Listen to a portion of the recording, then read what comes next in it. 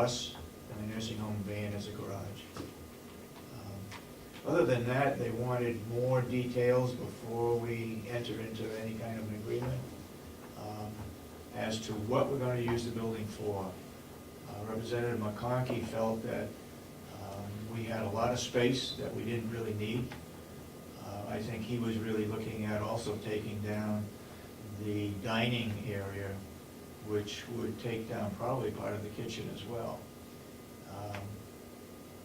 We were hoping that the jail could use the kitchen facilities in the old nursing home as well as a dining area to prepare food as a culinary arts program, to give them some training. Also, Will would use the freezers that are in there to freeze any vegetables that is grown on the farm in preparation of them. And Bob Murray said he really needed to expand some of his maintenance projects and needed some room in the dining facility for that use for maintenance. We also talked about central purchasing, which could also go into that building and perhaps use up that dining room facility. We have enough room, enough space in our new nursing home for meetings. We have a small multi-purpose room and a large one. So if Extension wanted to have a public meeting there, they could have it in the new nursing home. So I guess that's where we stand. We're going to be meeting again on the 20th, coming back with some recommendations. We had 9 people that submitted a bid to be the construction manager. 2 of those, I think, stand out above everybody else. And both of those will be down on the Laurie's desk, town administration office. I've got one copy here of the group from Meredith, and the other one was Bonapage and Stone. This is Bowen, I guess, B-A-U-E-N, Corporation out of Meredith. And Bonapage and Stone was the other one. Those 2 tend to stand out above all the others. The others there were 2 from Texas, single letters, individuals, and I forget exactly where the others were from. One was from Michigan, a student. Michigan, a yeah. Student in Michigan. So that's where we stand on the building committee. Next meeting is on the 20th, which is a Friday at 9 o'clock. And we'll try to move forward. I would like to, although Representative McConkey felt that we shouldn't rush into the process, but I think I would like to have those 2 companies come in for an interview. This one here is at 4% of the cost of the project. Bonapage and Stone is at 3.5% of the cost of the project. Bonapage and Stone also had in there a $15,000 fee to do some initial work on estimating what it would cost and how to move forward. More detail than that, but it's in their report, first couple of pages. I think I said that we weren't qualified to estimate cost on whether we take all 4 wings down or save a portion, what it's going to cost to re-roof the central core, those kinds of things. We just need somebody that's going to be able to come in and tell us. And I think that's where our manager and an architect does it. That's what they did with the new building. So. Also, there was a question of timing, and I just put out there for the understanding of people that the lease on the property that UNH is presently using is up in October of 2012. Whether or not they can get a month-to-month, I don't know. That came up. And I also said that the $43,000 that Quality Extension will be paying for rent could go towards a loan or mortgage to rehab the old nursing home. And that's something else we're going to look into further. But Kathy Geary said we could get a 5% loan for $500,000 at 5%, and it would cost us $43,000 a year over a 20-year period. So, anybody got any questions on anything that we've talked? Go ahead. You said re-roof the, whatever the remaining, or the central core section that needs to be re-roofed, is that because of tearing off the other parts, it needs to be It's because re-roofed? the roof is No, leaking. because it's leaking. You didn't bring those pictures up, did you? Okay. No. No, I just wanted, I don't, is any thought been put into keeping part of it for cold storage? Yes. Yes. There are two freezers, cold No, storage no, and no, no, freezers. cold, just storage, Yes. heated storage Oh. space. Exactly, that was what Bob came up with, when I said he wanted to use, But you're talking about the dining area, yeah, but if that's next to the kitchen and you're trying to. no, it's across from the kitchen. Okay, but it's unheated space, can it be segregated and kept unheated? I'm thinking of water and stuff like that, pipes. His storage, I asked, and he needed something that is That's heated, the elements. but not to the temperature of Okay, living. well, no, there's a difference between heated storage and cold Right, storage. the kind of storage that you get in a storage facility, you go to Right. store your furniture or something, Yeah. yes.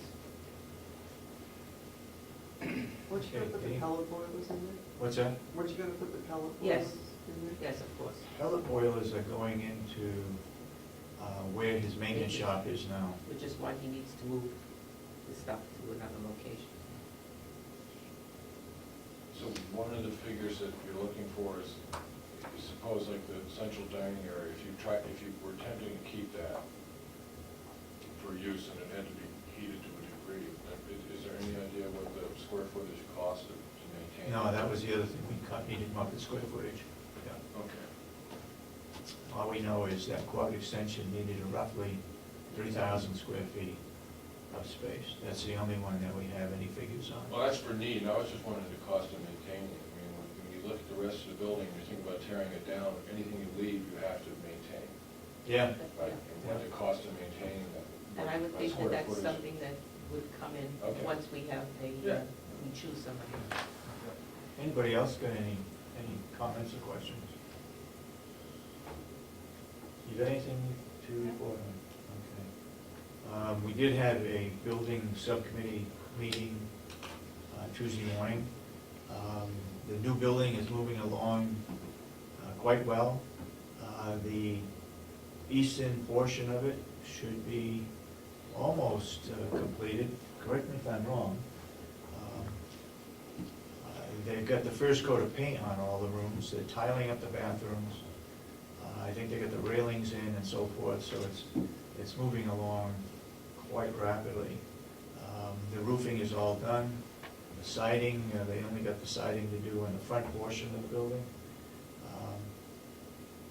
Otherwise, they're gonna be putting in the doors, the exterior doors to the building, I think next week. So everything's moving along pretty well. So with that done, we'll move into, yep, excuse me? The exterior doors? Exterior doors, yeah. What exterior doors is not one? They just have those wooden Oh, okay. doors right now. Okay, yeah. So Will, good morning. We hear a report from the farm manager, Good morning. farm supervisor, I should say. Just have a couple of things. We got our first call, we'll be sending out our first load of campfire wood Friday for one of the campgrounds. Where's that go? That's going, this week it's going up to Gorham, Goro? to the Moose Brook up there. They called for, that'll be 550 bags that will be going out. So we have that going on. Our blueberries are gonna hopefully be here either tomorrow or Friday, one of the 2 days. Those will be shipped in, and I'm hoping to start next, they will be potted, but I'm hoping to start next week to try to get them in the ground, so we don't have them sitting out there for too long. The spring cleanup is coming along pretty good. At the nursing home, we have done the majority of it. Things are a little rough over there this year because of people, the parking situations, and people have to park on the lawns and such, so it'll be a little bit rough until we get the transition into the new nursing home taken care of, but we've gotten most of that. We have been lacking the amount of inmates that we would like, so things are going a little bit slower than we had hoped. They don't have them available? Right, they have, they just don't have, we go over there to get them and they're not available. As far as, I don't know, sentencing going on, you know, he only sends out certain ones or whatever with the classifications. Yeah. So we just are in a low dip. Unfortunately, it's a dip where we could use more for that, but. They always seem to have a lack of inmates when it's haying season or when it's cleanup. Somehow they figure it out. Right. We started some dirt work yesterday out where we're going to be putting the pole barn. We started moving some dirt around to start. And where is that going? It's gonna go out back by the, With the existing wood fire? yes, right in that same vicinity. So that way it'd be easily accessed, everything, kind of keep everything together out there. So we started on some of that. We did have last week, on Friday, we had a little windstorm, if you will. It was described to me almost like a little, Tornado? yeah, another, I don't want to classify it as a tornado, you know, but a little Yeah. windstorm kick up and it blew some of the construction debris all over some of our fields, but it also hit the power lines out here and it flipped the breaker or whatever, so this building went on to generator power. So the sheriff's department called me Huh. and everybody, they called around first, nobody else lost power, so they're like, well, why did we lose power? And Right. come to find out, some employees had observed this happen, so we called PSNH and got everything back online. But in turn, that put debris all over some of the fields, so we've been spending time to try to pick up some of that. I know BPS has been putting their crews out, he's been putting guys out, doing kind of a police call, I guess you could call it, of picking up a lot of debris that has scattered. They've been helping with that also. This is just the one particular time because of the storm.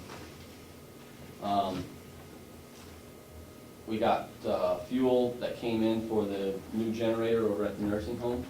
I don't know if they wanted to call and request to have that filled up.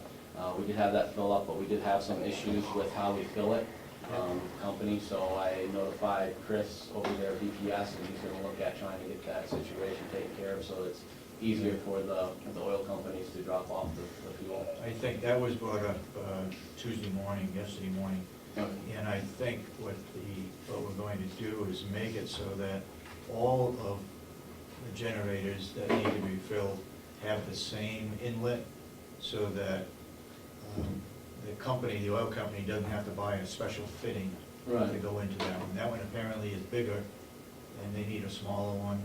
And so Yeah. they'd have some kind of an inset or something on that tank, so that anybody could fill the tank. Right. The two we have now, currently, that they don't have a problem with them. Right. It's just that one had a newer type of thing Yep. on it, so working on that. I got a call from a lady last night, I forget her name off the top of my head, but seemed to be sparking, I don't know if it was Commissioner Solomon that started it last year with the bricks that we were sold. Right, yes. And word seems to be continuing to spread about this. This is the third person. Last year we sold quite a few, and this person called me up. They learned from those people that we had some, so she would like to come down and buy some bricks. So I said, more than welcome to come out. We got a ton of them out there, so that's seemed one person, and all of a sudden it's turned into 3 or 4 now, which is good. The other thing yesterday, we decided to load up some of the junk that we've had stockpiled down there, scrap metal, is what I mean by junk. Scrap metal prices are pretty good right now. We took a load down, and we got $923 for one of the loads that we took out. What did you take? That was 900, just scrap stuff? Just scrap stuff laying around out in the yard that we've collected over the winter. We also have a bunch of stuff that has been stashed over the years out in the woods out back. And we're slowly cleaning that up, and as scrap prices are good, turn it in so we can get paid for it. Great. So that was one load that went and got that. And the last thing to report on is, I talked about some of the issues with the sewer department that we've had. One of the specific issues we've had is inside our grinder building, we have a heater, a little furnace. It's an explosion-proof type of unit, which makes it more expensive because of the potential gases that could be released in there. And it went down this winter on us. We had it fixed. When they fixed it, they couldn't get the part for it, so they had to